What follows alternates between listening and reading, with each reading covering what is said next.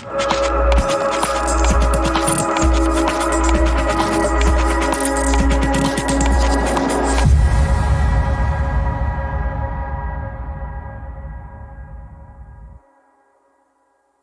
الله الرحمن الرحیم. عبدالله رضایی هستم، ماستر آموزش ریاضی. بسیار خوشحال هستم که در خدمت شما متعلمین عزیز و گرامی هستم با مضمون ریاضی صنف 12. خب متعلمین عزیز و گرامی، ریاضی صنف 12 فصل 4 انتگرال جلسه 9 و جلسه پایانی ماست که فصل 4 خلاص میشه. درست است؟ خب در این جلسه چه میخوانیم؟ انتگرال گیری به روش قسمی یا روش جزء به جزء. بعضی کتاب ها جزء به جزء میگه ولی بعضی کتاب هم روش قسمی برش میگه. درست است؟ خب متعلمین عزیز با ما همراه باشید.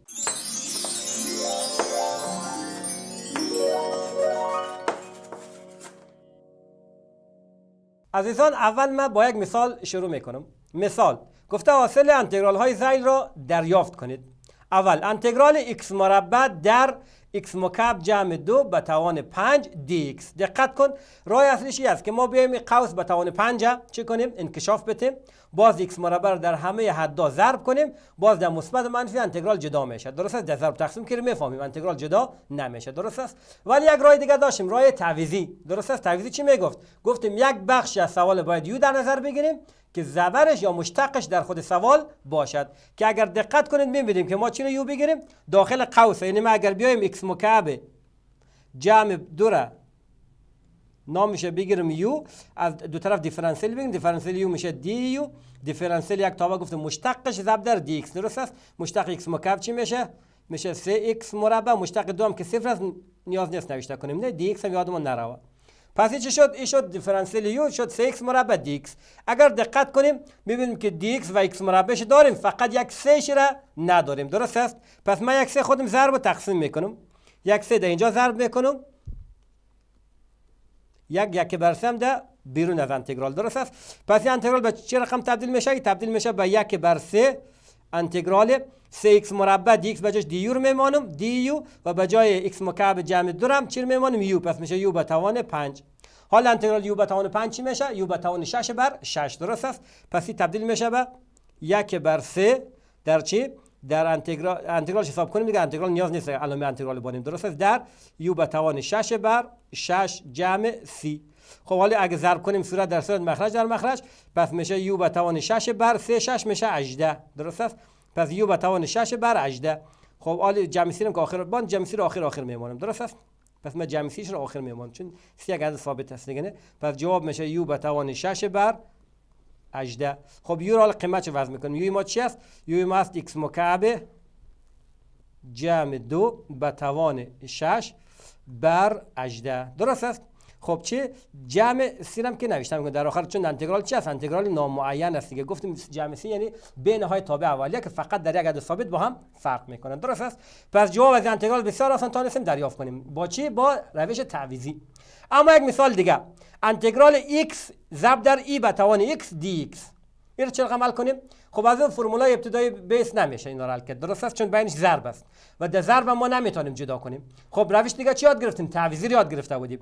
تعویضی گفته بود یک بخش از سوال بگیریم که خودش زبرش در سوال باشه. نه ما این از روش تعویضی حل کردن نمیتونیم. درست است؟ نگاه کنید، ما اگر x یو بگیرم خب به درد ما نمیخوره. فقط به جای نگاه کنید dx مساوی میشه با چه؟ از اطراف دیفرانسیل بگیرید، پس dx مساوی است با du. خب ما به جای x دیو رو میمونیم، فقط این انتگرال به چی تبدیل میشه؟ به انتگرال تبدیل میشه، به جای x یو رو میمونیم، پس میشه یو ای به توان یو دی یو. فرق نکرد، بازم نمیشه حل کرد. اگر بیایم ای به توان x یو بگیرم، دقت کن، اگر بیایم ای به توان x یو بگیرم، نگاه کنید، ای به توان x بگیرم یو، دیفرانسیل یو میشه دیو، دیفرانسیل ای به توان x مشتقش میشه خود ای به توان x در دی x. درست است؟ پس ای به توان x دی x ما به جاش دی یو رو میمونه، پس این میشه انتگرال x دی یو. باز دوباره اینم نمیشه حل کرد. درست است؟ پس اینم نمیتونیم. پس چنین سوالایی را ما با تعویضی هم نمیتونیم حل کنیم. چنین سوالایی که چی است؟ ضرب دو تابع است، مثل همینجا x در ای به توان x. یک روش براتون میگم به اسم روش قسمی، بر چنین سوالایی که ما بتونیم حل کنیم. درست است؟ پس سوالایی که با تعویضی هم نشه ما شاید بتونیم با چی؟ با روش قسمی یا روش جزء به جزء حل کنیم. پس روش قسمی رو برات به این شکل میگم، دقت کن. فرمول روش قسمی همون روش چی جز به جز. فرمولش به این شکل است، دقت کن بسیار مهم است. انتگرال u dv مساوی میشه با uv منفی انتگرال v du. دقت کن، پس یک بار دیگه برات میخونم، دقت کن در اینجا را. انتگرال u dv مساوی میشه با uv منفی انتگرال v du. این ثبوت میشه. حالا ثبوتش خود کار نداریم. دقت کن متعلمای عزیز، ما در سوال ما که به ما انتگرال میده این به ما میده، دقیقاً انتگرال u dv به ما میده. ما باید یک بخش از سوال u بگیریم دیگه، هر چی که مان چی میشه dv میشه. درست است؟ بعد چی میکنیم؟ ما هم v را نیاز داریم هم du را نیاز داریم. درست است؟ از u دیفرانسیل میگیریم، از dv انتگرال میگیریم. من مثال برات کار میکنم تا متوجه باشین. دقت کن، پس در روش قسمی و روش جزء این فرمول است. همین فرمول باید حفظ کنی. انتگرال u dv چی میشه؟ uv منفی انتگرال v du. درست است؟ مثال کار کنیم تا متوجه بشین. همین مثال که عملی زده بودیم برایتان. انتگرال x e به توان x dx. دقت کن متعلمای از یک بخش از سوال ما باید u بگیرم، پس ما x هم میتونین x u بگیرین هم میتونین e به توان x u بگیرین. و دلخواست نظر به خودتان است دیگه. ولی تجربه ثابت کرده که شما بخش از سوال u باید بگیرین که توان از کمتر شه. وقتی مشتق میگیرین توانش کمتر شود. x وقتی مشتق میگیرین توانش چی میشه؟ x مشتق x چند میشه؟ 1. یعنی x به توان 0 میشه دیگه نه. پس بهتر ما x u بگیرم e به توان x dx. دقت کن هر چی که مان، پس ما x گرفتم u، هر چی مان چی میمانه؟ e به توان x dx میمانه. این هر دوش رو با هم دیگه چی میگیریم؟ dv میگیریم. پس به این شکل میشه. دقت کن متعلمای عزیز، پس میشه ما چی رو میگیرم؟ x هم میگیرم u، در اینجا نوشته میکنم x مساوی است با u دیگه، هر چی که مان dv میگیرم. پس میمانه e به توان x dx مساوی است با dv. از این چی میگیرم؟ دیفرانسیل میگیرم d میگیرم. درست است؟ dx مشتق x میشه 1 ضرب در e dx، پس میشه dx دیگه نه، خودش میشه دیفرانسیل u هم میشه du. حالا از این چی میکنم؟ از اینا انتگرال میگیرم. دقت کن متعلمای عزیز، همیشه از u دیفرانسیل میگیریم، از dv هم انتگرال میگیریم. پس این میشه انتگرال e به توان x dx مساوی است با انتگرال dv. انتگرال e به توان x چی است؟ خب در فرمولات بود دیگه نه. انتگرال e به توان x میشه خود e به توان x، پس این میشه خود e به توان x مساوی است با انتگرال dv هم چی میشه؟ v. جمع سی هاش هم که نیاز نیست نوشته کنیم، سی ها رو صفر میمونیم. پس v شد e به توان x، x u امام x است، dv امام چی است؟ e به توان x dx است و du امام چی میشه؟ dx میشه. درست است؟ پس دقت کن طبق فرمول چی میشه؟ در اینجا من نوشته میکنم، دقیقاً نگاه کن اینجا را. uv منفی انتگرال v du، پس این تبدیل میشه به uv. u ما چی است؟ متعلمای عزیز طبق از این فرمول u ما x است، u در v هست e به توان x، پس میشه x e به توان x. جواب انتگرال ما چی میشه؟ پس میشه x e به توان x uv منفی انتگرال v du. v ما چی است؟ v ما e به توان x است، e به توان x du ما چی است؟ du را اگه دقت کنید متعلمای عزیز du همون dx است، بجاش dx میمونیم. درست است؟ پس این به این شکل تبدیل میشه e به توان x dx. خب حالا چی میشه؟ آسان شد دیگه، مساوی است با x e به توان x که خودش منفی از خودش. خب انتگرال e به توان x چی میشه؟ انتگرال e به توان x میشه خود e به توان x، پس منفی e به توان x جمع سیرم که آخر میمانیم. درست است؟ پس ما جواب انتگرال x e به توان x بسیار آسان تونستیم پیدا کنیم با روش چی؟ روش قسمی. یک بار دیگه برات میگم گوش کن. روش قسمی به این شکل است، یک بخش از سوال u میگیری دیگه، هر چی مانده dv میگیری. از u باید دیفرانسیل بگیری و از dv باید انتگرال بگیری. با طبق فرمول uv منفی انتگرال v du سوال حل میکنیم. درست است؟ پس فهمیدید چه رقم شد دیگه نه؟ یک مثال دیگه، حاصل انتگرال زیل را دریافت کنید. اول انتگرال x ساین x dx. باز دوباره چی رو یو بگیریم؟ احسن x یو بگیریم از روش قسمی. پس من x میگیرم یو دیگه، هر چی که مان ساین x dx چی میگیرم؟ dv. از یو باید دیفرانسیل بگیرم، پس du مساوی میشه با dx. درست است؟ از dv با چی کنم؟ انتگرال بگیرم دیگه نه. پس انتگرال ساین x dx اینجا مساوی است با انتگرال dv. خب انتگرال dv میشه v، انتگرال ساین چی میشد؟ کوساین. نخیر، میشد منفی کوساین. مشتق ساین میشه کوساین، اما انتگرال ساین میشد منفی کوساین. درست است؟ پس این میشه منفی کوساین x، جمع سی هم که نیاز نیست نوشته کنیم. پس v ما چی است؟ v ما است منفی کوساین x، بنوشته میکنیم منفی کوساین x. درست است؟ حال طبق فرمول چی بود؟ uv منفی انتگرال v du. درست است؟ پس اینجا مساوی میشه با u v چی میشه؟ u چی است؟ u هست x، v چی است؟ منفی کوساین x دیگه نه. پس این میشه منفی دی ضرب میکنه منفی x کوساین x. درست است؟ منفی انتگرال v du. v چی است؟ v هست منفی کوساین x، du ما هست dx. حالا منفی در منفی میتونیم ضرب کنیم، پس میشه منفی x کوساین x منفی در منفی ضرب میشه مثبت. انتگرال کوساین چی میشد؟ انتگرال کوساین میشه چی؟ ساین. درست است؟ باز من خودش یک بار نوشته کنم، منفی ضرب کردم، پس انتگرال کوساین x dx، پس این مساوی است با منفی x کوساین x جمع انتگرال کوساین هم چی میشه؟ ساین میشه دیگه، نه؟ چون مشتق کوساین میشد منفی ساین، اما انتگرال کوساین میشه مثبت ساین. ساین x جمع سی هم که آخر داریم، پس جواب انتگرال x ساین x چی میشه؟ منفی x کوساین x جمع ساین x جمع سی. پس این از چی؟ از مثال دوم. مثال بعدی انتگرال لن x dx. دقت کن، لن x dx، ما لن x چی میشه؟ یک x یک بر x؟ نه خیر، اون مشتقش است که یک بر x میشه. انتگرال یک بر x اگر باشد میشه چی؟ لن x. حالا ما انتگرال لن x کار داریم. انتگرال لن x چه رقم؟ باز دوباره از من روش قسمی حل میکنم. دوباره درست است؟ چی رو یو میگیرم؟ لن x یو میگیرم. لن x مساوی است با یو. دیگه چی ماند؟ هر چی که ماند dx میشه dv. درست است؟ از یو باید دیفرانسیل بگیرم. دیفرانسیل یو میشه دی یو. دیفرانسیل لن چی میشه؟ گفتم دیفرانسیل یک تابع میشه مشتقش ضرب در دی ایکس. لن ایکس ضربش چی میشه؟ یک بر ایکس در دی ایکس. درست است؟ از این طرف باید انتگرال بگیریم. انتگرال دی ایکس مساوی است با انتگرال دی وی. انتگرال دی ایکس میشه ایکس، انتگرال دی وی هم میشه وی. حالا طبق فرمول چی بود یو وی منفی انتگرال وی دی یو. درست است؟ طبق فرمول قسمی. خب حالا چی میشه؟ یو چی هست؟ یو هست لن ایکس، وی چی هست؟ ایکس، پس میشه ایکس لن ایکس. درست است؟ یو در وی ضرب کنیم منفی انتگرال وی ما هست ایکس دی یو، به جای دی یو هم چی هست؟ یک بر ایکس دی ایکس. درست است؟ خب ایکس با ایکس خلاص میشه، میتونیم ایکس با ایکس خلاص کنیم، پس چی میمونه؟ به شک میمونه. پس این مساوی میشه با ایکس لن ایکس منفی انتگرال دی ایکس. انتگرال دی ایکس هم چی میشه؟ ایکس میشه. درست است؟ پس این میشه ایکس منفی ایکس لن ایکس منفی x جمع سی هم که آخر گفتیم باید داشته باشیم. پس انتگرال لن x چی شد؟ دقت کن، x لن x منفی x جمع سی. با چی کار کردیم؟ با روش قسمی کار کردیم. خب مثال بعدی انتگرال لگاریتم x در قاعده a. دقت کنید دو مثال که برای کار میکنیم بسیار مهم است. یکی انتگرال لن گفتیم چی شد؟ انتگرال لن x شد x لن x منفی x و انتگرال لگاریتم x در قاعده چی میشه؟ باز دوباره رفت قسمی کار میکنم. چی رو یو میگیرم؟ لگاریتم x در قاعده a را. پس من نوشته میکنم لگاریتم x در قاعده a مساوی است با u. دیگه هر چی که مان dx میمونه، dx مساوی میشه با دی v. از اطراف دیفرانسیل بگیرید از u، پس این میشه دی u مساوی است با، خب مشتق لگاریتم x چی میشه؟ یا تا نصف میشد یک بر x در چی؟ در لگاریتم a در قاعده e. درست است؟ نه ببخشید لگاریتم e در قاعده a.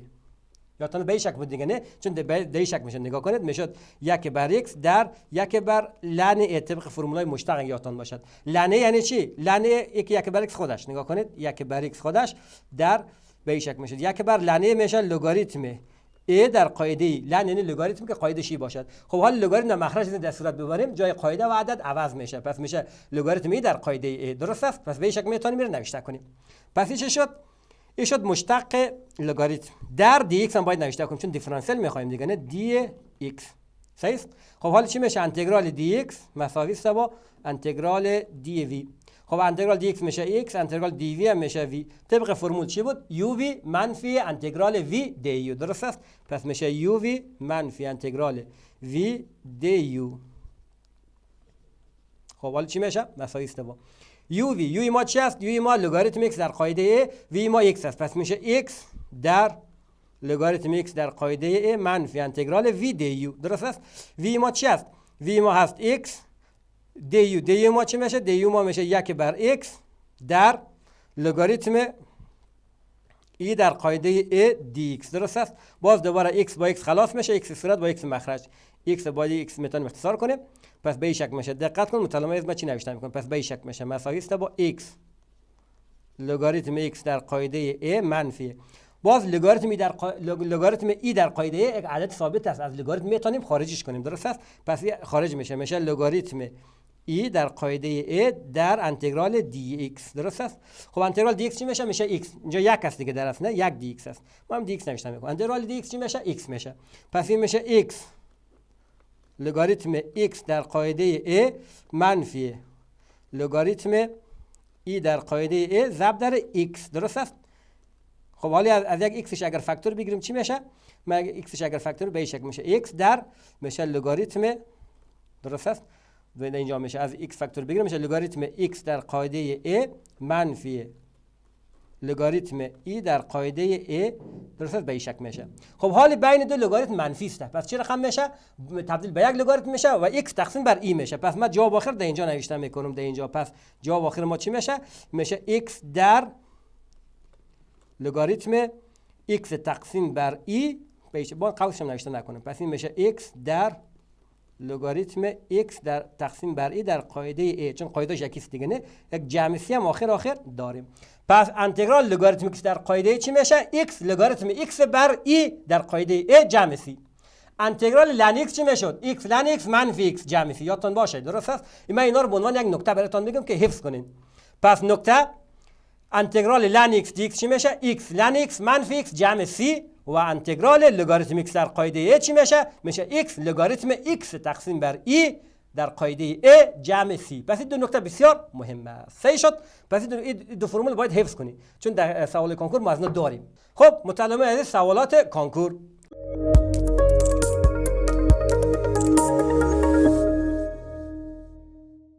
سوال اول گفته انتگرال از 0 تا پای x ساین x dx مساوی است به فرم دوم کابل 1397. دقت کن انتگرال معین است. ما انتگرال معین گفتیم طبق چی؟ طبق قضیه دوم بنیادی حساب دیفرانسیل گفتیم اول انتگرال نامعین باید حل کنیم. درست است که ما اگه یادتون باشه در سوالا ما x ساین x حل کردیم، نه باز دوباره حل میکنیم. خیره ما یک بار دیگه حل میکنیم. پس ما چی میکنیم؟ اول ما باید چی کنم؟ نگاه کنید به این شکل میشه انتگرال از 0 تا پای x ساین x dx چی میشه؟ جوابش میخوایم دریافت کنیم. گفتیم باید اول انتگرال چی حل کنیم؟ انتگرال نامعین شه. پس من انتگرال چی رو میخوایم کار کنم؟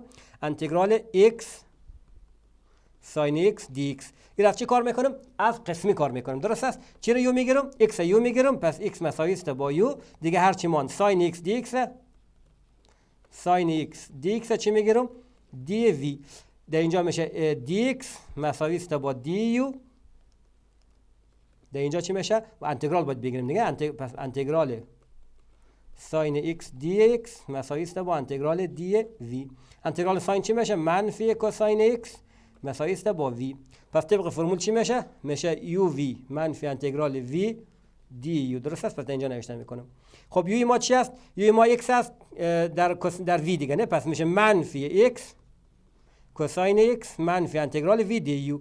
v ما چی است؟ منفی کوساین x du ما از dx. درست است؟ منفی خلاص میکنیم. پس جواب ما چی میشه در اینجا؟ میشه منفی x کوساین x. درست است؟ منفی در منفی مثبت. انتگرال کوساین هم میشه ساین x جمع c. حالا صرف دلخواستی را صفر میمونم. درست است؟ پس چی میشه؟ جوابش میشه منفی x کوساین x درست است مثبت ساین x از چند؟ از 0 تا پای. پس دقت کن انتگرال x ساین x چی شد؟ شد منفی x کوساین x جمع ساین x از 0 تا پای. یک بار باید پای بانم به جای x یک بار صفر بانم نه. پس منفی پای در چی؟ در کوساین پای جمع ساین پای. درست است؟ منفی باز یک بار صفر میمونم. پس میشه منفی 0 در چند؟ در کوساین 0 جمع ساین 0. درست است؟ خب چی میشه؟ مطالعه از دقت کن در اینجا را. این 0 در کوساین ضرب شده که 0 میشه. ساین 0 هم چند است؟ 0 است. پس فقط میمونه چی؟ هم قوس اول میمونه نه. خب کوساین پای چند است؟ کوساین پای میشه منفی 1. کوساین پای میشه منفی 1. درست است؟ ساین پای چند است؟ ساین پای 0 میشه. پس جواب ما چی میشه؟ جواب ما در آخر به اینجا میشه. من این مساوی است اینجا نوشته میکنم. منفی 1 در منفی پای میشه مثبت پای. درست است؟ پس جواب میشه چند؟ پای. کدام گزینه است؟ گزینه دوم جواب ماست. فهمید چه رقم شد دیگه نه؟ اول ما چی کردم؟ انتگرال نامعین شد از روش قسمی حل کردم، از روش جزء به جزء. درست است؟ بعد از قضیه دوم بنیاد حساب دیفرانسیل چی کردم؟ انتگرال معین دریافت کردم. چند شد؟ پای شد. خب سوال دوم انتگرال از 0 تا پای بر 6 x ساین x dx مساوی است به فرم دوم کابل 1397. باز دوباره چی میکنیم؟ اول انتگرال نامعین دریافت میکنیم، بعد از روش قسمی دیگه نیاز نیست ما کار کنیم. یک بار کار کردیم دیگه نه. شد منفی x کوساین x جمع ساین x. درست است؟ پس ما نوشته میکنیم به این شکل. نگاه کنید.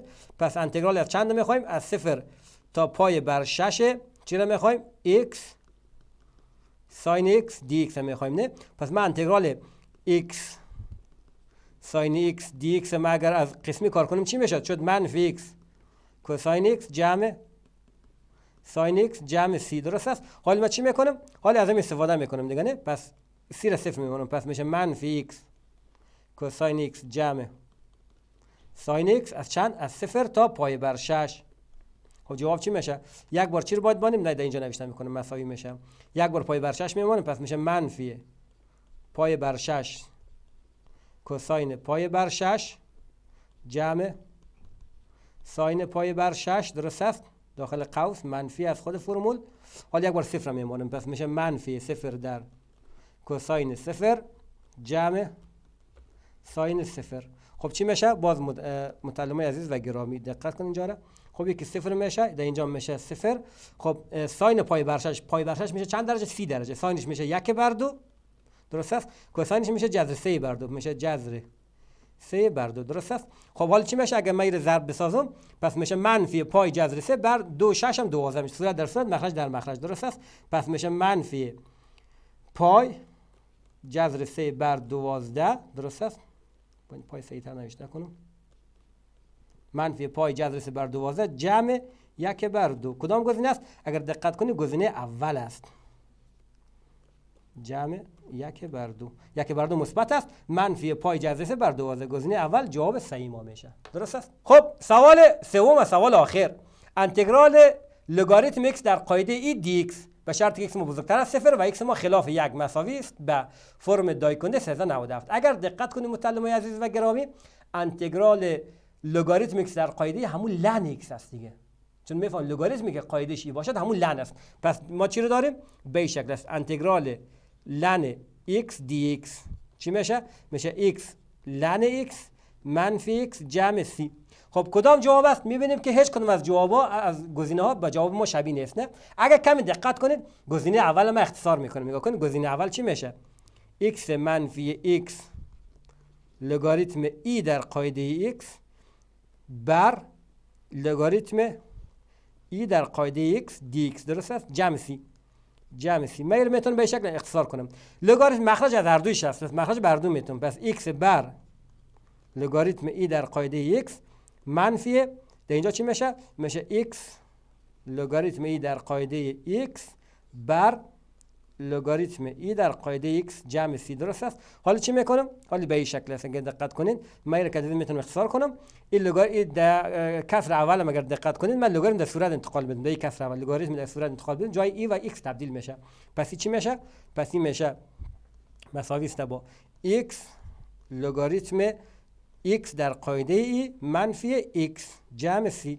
حالا لگاریتم x در قاعده همون چی است؟ همون لن است دیگه، نه؟ پس این شده x لن x منفی x جمع c که ببین دقیقاً همون جواب ماست. پس گزینه اول جواب صحیح ما میشه. درست است؟